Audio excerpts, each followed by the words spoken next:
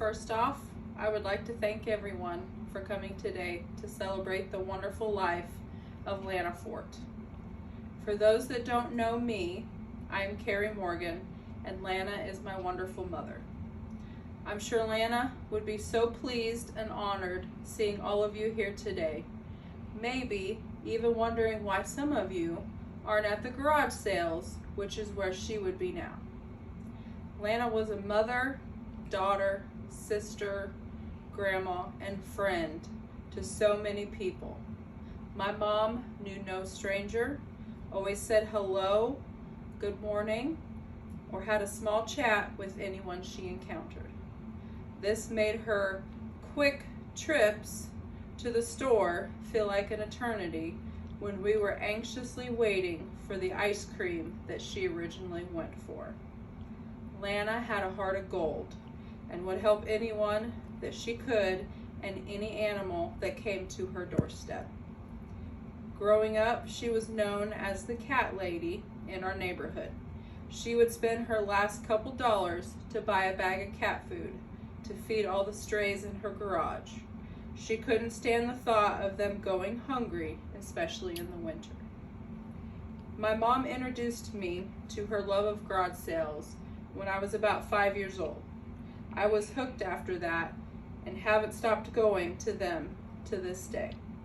I think part of the reason that my mom loved them was because it gave her another reason to talk to people.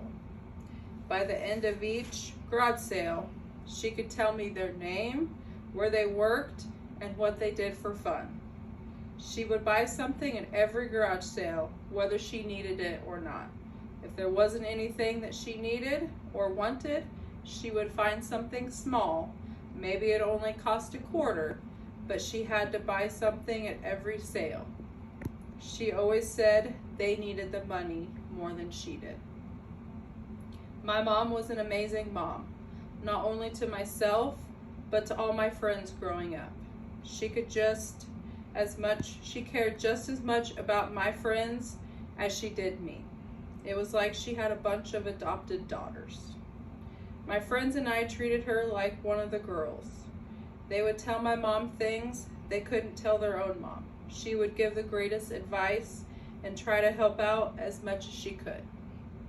One thing that was very amusing about my mom was how gullible she was.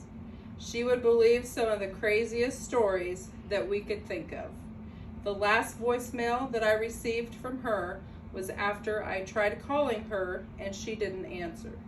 She called me back, but I missed it, so she left a voicemail.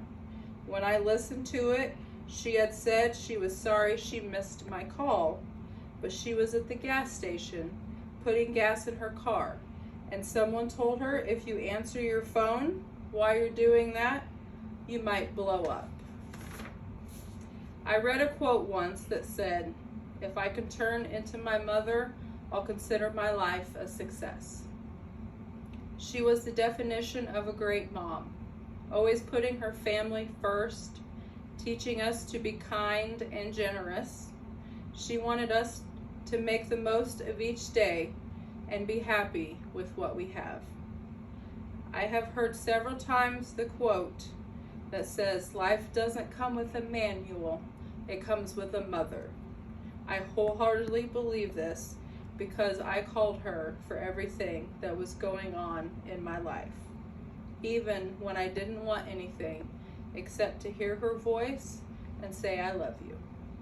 My mom taught me a lot of things, except how to live without her. This may be the toughest thing that I have to do. Lana will live in our memories and our hearts forever, and I'm proud to call myself the daughter of Lana Marie Fort.